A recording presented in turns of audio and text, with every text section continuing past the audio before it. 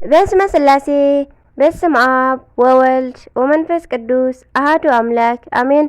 ሰላም እግዚአብሔር አምላክ ምስ ኩላትኩም ይኹን። ስድራ እግዚአብሔር አምላክ ከመይ ውዕልኩም? አነ እግዚአብሔር ይመስገን። ክብሩ ይስፋሕ መድኃኔዓለም አቦይ አሜን። ስንክሳር ዘወርሃ ጳጉሜን ዕለት 3 ስንክሳር ድሰምዕ ዘንብብ ፍቅር ጎይታ ኣብ ልቡ ይዕንብብ ሓለዋን ጸሎትን ናይ ቅዱሳን ደሞ ይረክብ። ዝክረ ጻድቅ ለዓለም ይህሉ ዝኽሪ ናይ ጻድቅ ንዓለም ይዝነብር ካብ ኩሉ ክፉእ ዘበለ ክድሕኑ ንቅዱሳን ተማሕፀኑ አሜን። በስመ አብ ወወልድ ወመንፈስ ቅዱስ አሐዱ አምላክ አሜን። ወላዲተ አምላክ አንደበት ኩንኒ ቅዱስ ሚካኤል ቅዱስ ገብርኤል ብየማኔ ብጸጋመ ይቆምለይ ቅዱስ ሩፋኤል አቦይ ምሳይ ይቆምለይ አሜን። ቅዱስ ሩፋኤል ሊቀ መላእክት ጳጉሜን 3 በዛ መዓልቲ እዚኣ ሓለቃ መላእክቲ ቅዱስ ሩፋኤል በዓለ ሲመቱ ዝዝከረሉ በዓል እዩ። እዚ እውን ካብ ትጉሃን ቅዱሳን ሰማያውያን ሊቃነ መላእክት ሳልሳይ ዝኾነ መልአኽ እዩ። ከምኡ እውን እዛ መዓልቲ ቅዳሴ ቤተ ክርስቲያኑ ንቅዱስ ሩፋኤል ዝተኸበረላ መዓልቲ እያ። ኣብ 400 ክፍለ ዘመን ኣብ ዘመን ቅዱስ ቴዎፍሎስ ሊቃነ ጳጳሳት ዘእስክንድርያ ካብ ዝተሃንጹ ብዙሓት ኣብያተ ክርስቲያናት ሓንቲ ኮይና ካብ ከተማ እስክንድርያ ውፅእ ኢልካ ኣብ እትርከብ ሓንቲ ደሴት ዝተሃንጸት እያ። እቲ ዝገርም ድማ ዝተሃንጸትሉ ኣብ ልዕሊ ዓሳ ነባሪ ነበረ እሞ እቲ ዓሳ ነባሪ ክናወጽእ እንክብል ድማ ቅዱስ ሩፋኤል ብኹናቱ ወግኦ ንኸይናወጽ እውን ኣዘዞ። ብኸምዚ ብናይ ቅዱስ ሩፋኤል ሓጋዝነት ድማ ን300 ዓመታት ኣገልገለት። ናብ ጥንተ ነገር እሞ ክንምለስ ኣብ መጀመርታ ዕለተ ፍጥረት ዕለተ እሁድ እግዚአብሔር 100 ነገድ መላእክቲ ፈጢሩ ኣብ 10 ከተማታት ከንብሮም እንከሎ ናይ ቅዱስ ሩፋኤል በታኡ ራማ ኾነ። ኣብኡ ድማ መናብርት ተባሂሎም ኣብ ዝጽውዑ 10 ነገድ ሓለቃ መራሒ ኮይኑ ብፈጣሪኡ ተሸመ። ድሕሪኡ ድማ መጋብያን ኣብ ዝበሃሉ ኣብ ልዕሊ 23 ነገድ ሸሞ። እዛ ዕለት ድማ በዓለ ሲመቱ ትበሃል። ከምኡውን ሊቀ ጳጳሳት ሃገረ ቆስጥንጥንያ ዝኾነ ቅዱስ ዮሐንስ ንጻድቅ ንጉስ አኖሬዎስ ከም ዝተናገሮ ሓደ መዓልቲ ክብርን ምስጋናን ዝግብኦ ጎይታና ኢየሱስ ክርስቶስ ኣብ ደብረ ዘይቲ ተቐሚጡ እንከሎ ንጹሃን ሃዋርያት ክብሪ ቅዱስ ሩፋኤል ንክነግሮም ለመንዎ። ጎይታ ድማ ንሰለስቲኦም ሊቃናት ንቅዱስ ሚካኤልን ንቅዱስ ገብርኤልን ንቅዱስ ሩፋኤልን ንኽመጹ ኣዘዞም እሞ ቀጺሉ ድማ ንቅዱስ ሩፋኤል ክብርኻ ንገሮም በሎ። ንሱ ድማ ንጎይታ ሰጊዱ ንሃዋርያት ብዙሕ ምስጢር ነገሮም። ስሙ መስተፍስሄ ኣልባብ ሕያዋይ የዋህ መሓርን ማለት ከም ዝኾነ ኣብ ልዕሊ 23 ሰራዊት መላእክቲ ዝተሸመ ከም ዝኾነ ኣብ ናይ 1000 ዓመት ከብካበ ደብረ ጽዮን ንቅዱስ ሰናያት ዘበለ ኩሉ ንክህቦም እግዚአብሔር ዝኣዘዞ መልአኽ ምዃኑ ብፍላይ ድማ ስሙ ንዝጽውዑ ዝኽሩ ንዝገብሩ ዝግበረሎም ጸጋ ኣብርሂሎም ዓረገ። ኣብ መጽሓፍ ጠዊት ተጻሒፉ ከም ዝንረኽቦ ድማ እዚ ቅዱስ መልአኽ ሰብ ኣዛርያ ተመሲሉ ንጦብያ ካብ ሓዳር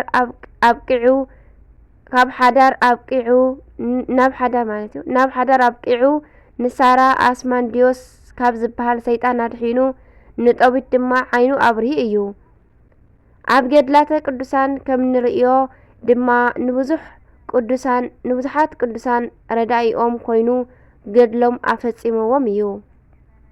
በረኸትን ረድኤትን ተራዳእነትን ናይ ቅዱስ ሩፋኤል ምስ ኩላትና ይኹን። በረኸቱ ይሕደረና ቋዕ ድማ ብጽሕና ናብዚ ዕለት እዚ ኣሜን። ንእግዚአብሔር ኣምላኽና ምስጋና ይኹኖ ንዓና እውን ብኣማላድነቱ ይምሓረና ንዘለዓለም ዓለም ኣሜን። ኣርኬ ድማ ከምዚ ይብል ሰላም ለሩፋኤል መስተፍሴ ኣልባብ ዘተብህለ ከመ ይፈውስ ህሙመ ወያጢ ቁስለ ከመ ኣስምኦ ፍጥነ ለጠቢት ቃለ ጽድቀ ዘይደግኑ ይረክቡ ሳህለ ወእለይ ኤብሱ ያመጽኡ በነፍሶም ሃጉለ ይብል። በረኸት ይሕደረና አሜን። ቅዱስ መልከ ጸዴቅ ከምውን በዛ መዓልቲ እዚኣ ናይ ቅዱስ መልከ-ጼዴቅን ካህን ዕረፍቲ እዩ። እዚ መልከ-ጼዴቅ ወዲ ንሴም ዝኾነ ቃይናን ወዱ እዩ። ቅዱስ ጳውሎስ ግን ናይ ትውልዲ ቁጽሪ የብሉን ንዘመኑ ድማ ጥንትን ፍጻመን የብሉን ይብሎ ኣብ ዕብራውያን ምዕራፍ 7 ፍቕዲ 3 ካልኦት ከዓ ሃዋርያ ቅዱስ ጳውሎስ ከም ዝበለ ንወልደ እግዚአብሔር ምሳሌ ክገብሮ እምበር ትውልዱ ካብ ነገደ ካም እዩ። ወለዱ ድማ ሚልኪን ሰሊማን ይበሃሉ። ገና ካብ ማህፀን ኣድኡ ዝተመርጸ ቅዱስ ካህነ ዓለም ንጉሰ ሳሌም ይበሃል። ናይ ሎሚ 5500 ዓመት ኣከባቢ ሴም ኣብ ዘንበሮ ቦታ ኣብ ደብረ ቀራንዮ ንዘለዓለም ይነብር። እዚ ቅዱስ ኣቦ ካብ ዝውለድ 15 ዓመት ምስ ኮኖ እግዚአብሔር ንኖህ ሴም ስጋ ኣቦና ኣዳም ሒዙ ናብ ማእከል ምድሪ ቀራንዮ ንኽኸይድ ኣዘዞ። ሴም ድማ ማንም እንተይፈለጠ ነዚ ቅዱስ ኣቦ ሒዝዎ ከደ። ኣብ ቀራንዮ ምስ በጽሑ ኣብ ካህን ኮይኑ ተሾመ። 12 ኣእማን ወሲዱ እውን ካብ ሰማይ ብዝወረደሉ ሕብስትን ወይንን መስዋእቲ ያቕረበ። ንስጋ ኣቦና ኣዳም ድማ ኣብታ ጎይታ ንኣዳም ቤዛ ኮይኑ ዘድሓነላ ቦታ ኮይኑ ኣገልገሎ። ኪዳኑ ቆርበት ዝነበረ እንትኾን ቅናቱ እውን ናይ ማእሲ ነበረ።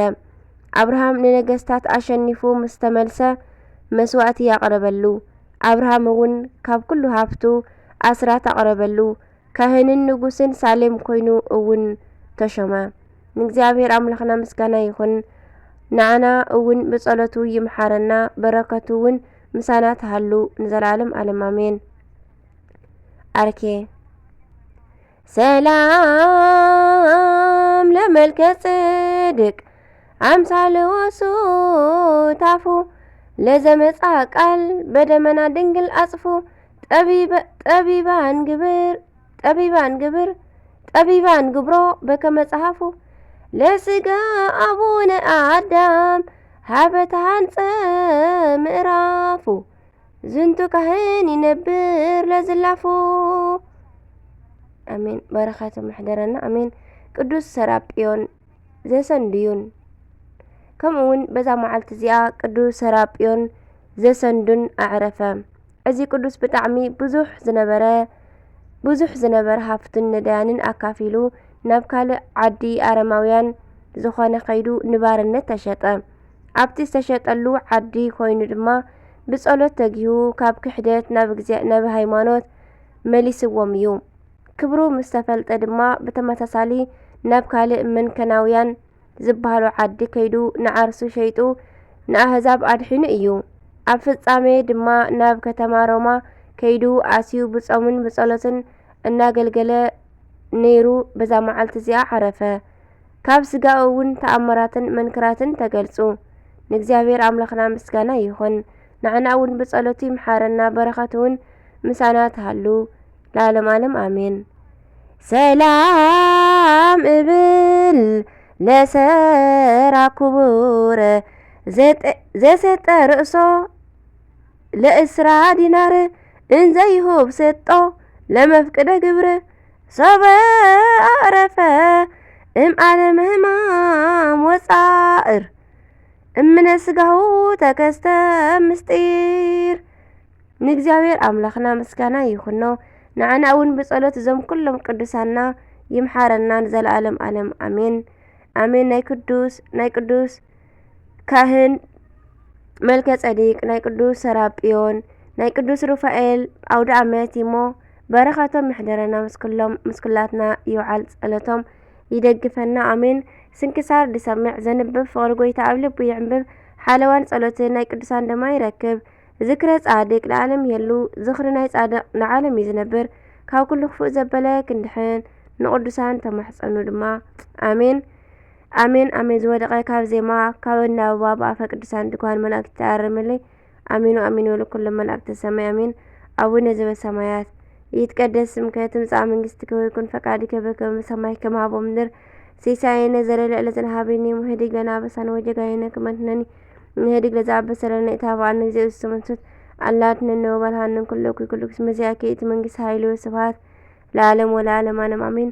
በሰላም ቅዱስ ገብርኤል መልአክ እግዝእትየ ማርያም ሰላም ለኪ ድንግል በህናቸው ድንግል በስጋችን በእግዚአብሔር ጸባኦት ሰላም ለኪ ብሩክት አንቲ እምአንስት ወብሩክ ፍሬ ከርሥኪ ተፈሥሒ ተፈሥሒት ኦ ማርያም ምልዕተ ጸጋ ምልዕተ ውዳሴ ምልዕተ ሞገስ ምልዕተ ኩሉ ልዑል እግዚአብሔር ምስሌኪ ሰአሊ ወጸልዪ ምህረተ በእንቲአነ ምህረተ ኩሉ ዓለም ሀበ ፍቅር ወልድኪ ኢየሱስ ክርስቶስ ከመ ይስረይ ለነ ኃጣውኢነ ተማኅፀንነው ኪዳንኪ አሜን አሜን። ለይኩን ወስብሐት ለእግዚአብሔር ወለወላዲቱ ድንግል ወለመስቀሉ ክቡር አሜን።